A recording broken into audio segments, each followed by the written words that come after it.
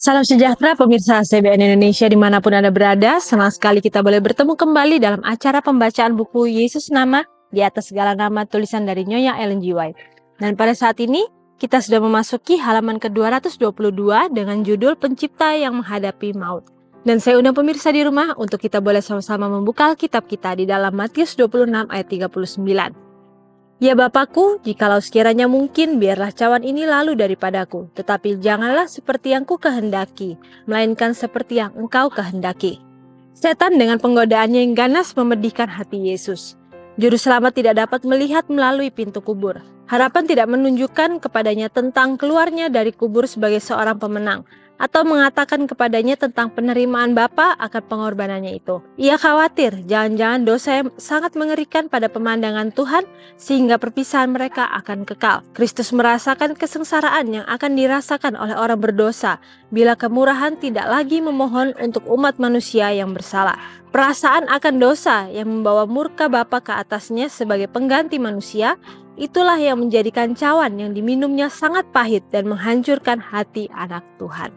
Dikatakan bahwa penggodaan yang setan berikan di hati Yesus itu sangat memedihkan hatinya, karena di sini dikatakan Yesus itu tidak dapat melihat kepada peristiwa setelah pintu kubur itu. Jadi bagaimana ia tidak mengetahui apakah ia nantinya akan bangkit ataukah tidak, karena disitulah justru akhirnya terjadilah pergumulan di dalam hatinya, karena ia tidak mengetahui apakah pengorbanannya itu diterima di hadapan Tuhan ataukah tidak. Kalau tidak, berarti ia mengetahui bahwa akibat dari dosa itu adalah kematian kekal, dan itu merupakan perpisahan antara hubungan Bapa dengan anak, yaitu perpisahan antara hubungan Yesus dengan Bapanya. Dan itulah yang membuat ia sangat bersedih hati. Dan di sini juga dikatakan bahwa perasaan sengsara itu adalah perasaan yang sama yang akan dirasakan oleh setiap umat Tuhan pada akhir zaman nanti. Kita tidak tahu apakah setiap dosa kita sudah kita mintakan ampun di hadapan Tuhan, ataukah masih ada dosa yang kita lupa atau kita tidak sadari yang kita lakukan, tetapi itu mendukakan hati Tuhan kita. Dan di sini juga dikatakan bahwa perasaan akan dosa inilah yang membawa murka Bapa ke atasnya sebagai pengganti manusia. Itulah yang menjadikan cawan yang diminumnya sangat pahit dan menghancurkan hati anak Tuhan.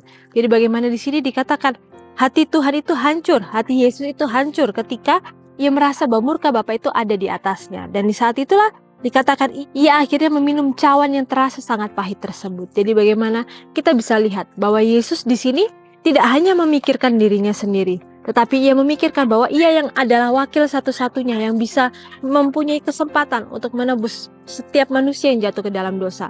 Tetapi ketika ia tidak diterima pengorbanannya oleh Tuhan, maka ia juga akan menderita sama seperti umat-umat Tuhan yang sudah tidak mempunyai pengharapan lagi, karena sudah tidak ada satu orang lagi yang bisa menebus mereka dan menebus Yesus sendiri jika ia jatuh ke dalam dosa. Jadi bagaimana beban yang sangat luar biasa kita bisa lihat bahwa itu dirasakan oleh Yesus.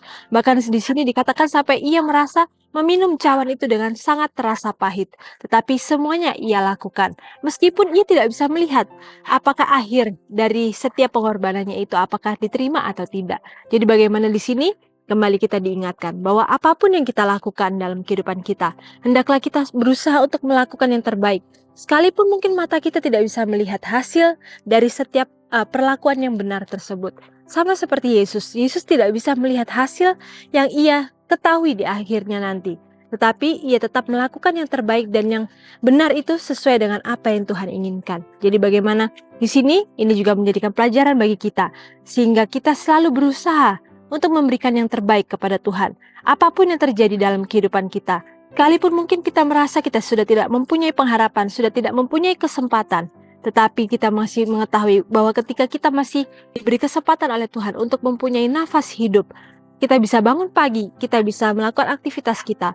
Itu adalah sebuah kesempatan yang Tuhan berikan kepada kita, yang harus kita pergunakan dengan penuh tanggung jawab. Karena kita tahu bahwa waktu kita hanyalah sangat singkat. Kita tidak tahu sampai kapan kita akan hidup. Bahkan kita tidak tahu sampai kapan pintu kasihan itu akan diberikan bagi kita semua. Jadi di sini juga kembali firman Tuhan meneguhkan hati kita, meneguhkan iman dan kepercayaan kita, supaya kita hanya memandang kepada Tuhan saja, berusaha untuk melakukan yang terbaik dalam setiap hal. Dan di sini juga dikatakan bahwa dengan keheran-heranan malaikat-malaikat menyaksikan kesengsaraan juru selamat yang menyedihkan. Bala tentara di surga menundungi muka mereka dari pemandangan yang menakutkan. Alam yang tidak bernyawa menyatakan simpati terhadap penciptanya yang dihinakan dan menghadapi maut. Matahari enggan melihat pemandangan yang menakutkan itu. Sinarnya yang terik dan cerah sedang menerangi bumi pada tengah hari ketika secara tiba-tiba tampaknya matahari dilenyapkan. Kegelapan yang hitam pekat, laksana kain penutup peti jenazah, menundungi salib itu. Gelaplah seluruh tanah itu hingga pukul 3 petang. Tidak ada gerhana atau penyebab alamiah lainnya untuk kegelapan ini, yang sama gelapnya dengan tengah malam tanpa bulan atau bintang-bintang. Itulah suatu kesaksian yang ajaib yang diberikan Tuhan, agar iman generasi mendatang dapat dikuatkan. Jadi bagaimana di sini? Sama seperti ketika peristiwa salib tersebut. Ketika Yesus mati, dikatakan matahari yang pada saat itu sedang bersinar dengan cerahnya pada siang hari, tetapi di saat itu seketika semuanya berubah menjadi kegelapan. Dan itu juga akan terjadi pada umat-umat Tuhan yang hidup di akhir zaman. Bagaimana Tuhan sudah memberitahukan kepada kita, sudah menubuatkan bahwa akan ada satu masa kegelapan yang akan terjadi di dunia ini. Dan itu pasti akan menimpa setiap umat Tuhan. Tidak ada satupun yang akan terluput dari peristiwa tersebut. Tetapi kita harus ingat bahwa di balik gelapnya matahari pada saat itu, kita harus mengingat bahwa Tuhan yang menjadi terang dari semuanya. Tuhanlah yang akan memberikan kepada kita pengharapan. Mungkin kita tidak akan bisa membayangkan betapa menakutkannya hari itu. Tetapi kita bisa melihat bahwa Tuhan itu selalu ada dalam kehidupan kita di masa yang lalu. Maka Tuhan tidak akan pernah meninggalkan kita dalam masa kegelapan tersebut. Dan biarlah itu yang selalu menjadikan pegangan dan pengharapan bagi kita. Dan di sini juga dikatakan, dalam keadaan gelap hadirat Tuhan disembunyikan, yang menjadikan kegelapan itu kemahnya dan menyembunyikan kemuliaan dari mata manusia. Tuhan dan malaikat-malaikatnya yang suci berada di sisi salib itu, Bapanya bersama dengan anaknya. Meskipun demikian hadiratnya tidak dinyatakan. Seandainya kemuliaannya memancar dari awan, maka setiap manusia yang memandangnya akan dibinasakan. Dan pada saat yang menakutkan itu, Kristus tidak perlu dihibur dengan hadirat Bapa. Ia sudah mengirik api tan air anggur sendirian, dan dari segala bangsa tidak seorang pun tiada sertanya. Dan di sini juga dikatakan bahwa dalam kegelapan gelap gulita itu, Tuhan menudungi kesengsaraan manusia yang terakhir yang diderita anaknya. Semua orang yang telah melihat Kristus dalam penderitaannya telah diyakini tentang keilahiannya.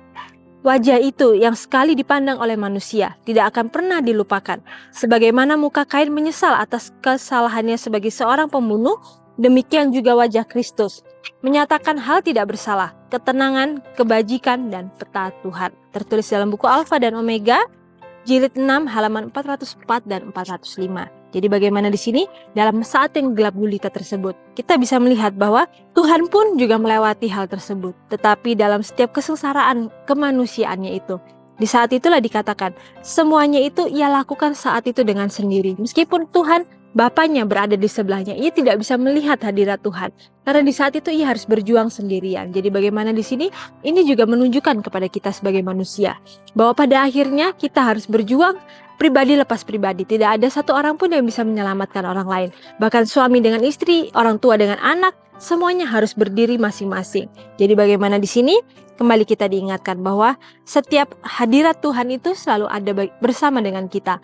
Meskipun dalam masa kegelapan sekalipun, tetapi mungkin mata kita tidak bisa melihatnya. Tetapi dengan imanlah kita bisa merasakan kehadirat Tuhan itu. Dan di sini juga dikatakan renungkan lebih dalam. Dengan cara apakah alam ciptaan menangis pada hari kematian Yesus? Jadi bagaimana di sini dikatakan bahwa alam ciptaan pun menangis karena kematian Yesus. Mereka berduka karena anak Tuhan ini akhirnya harus mati, menjadi juru selamat bagi umat manusia. Dan di saat itulah dikatakan, kita yang sudah diberikan sebuah pengharapan, sebuah pengorbanan yang luar biasa yang diberikan oleh Tuhan kita, Bapa kita. Apakah kita mau menyia-nyiakan setiap pengorbanan itu? Ataukah kita justru mau untuk berusaha melakukan hal yang terbaik yang bisa kita lakukan untuk memuliakan nama Tuhan dan tidak mempermalukan Dia? Jadi di saat Tuhan masih memberikan kepada kita kesempatan untuk hidup saat ini, hendaklah kita melakukan hal-hal yang bisa menunjukkan kasih Tuhan itu kepada orang-orang di lingkungan sekitar kita yang mungkin mereka belum mendapatkan kesempatan untuk melihat kasih Tuhan itu secara langsung. Tetapi melalui kehidupan kita, melalui tutur kata kita, kita bisa menjadi berkat dan menjadi saksi-saksi Tuhan. Dan biarlah setiap hal yang sudah menjadikan tuntunan bagi kita melalui firman ini juga boleh menguatkan iman dan kepercayaan kita. Sehingga dalam setiap hal yang kita lakukan, kita selalu bergantung sepenuhnya kepada Tuhan. Dan melalui setiap pengalaman yang kita alami saat ini, bagaimana Tuhan menyertai kita saat ini. Di saat itulah kita akan melihat bahwa Tuhan akan menyertai kita juga di hari depan. Sekalipun hari depan itu terlihat begitu sulit. Tapi kita yakin dan percaya dengan iman di dalam Tuhan kita Yesus Kristus. Ia tidak akan pernah meninggalkan kita dan Ia selalu menjadi penuntun bagi jalan-jalan kita. Dan sampai di sini acara pembacaan kita pada saat ini. Dan sampai bertemu kembali dalam acara pembacaan-pembacaan yang selanjutnya. Dan salam sejahtera, Tuhan memberkati.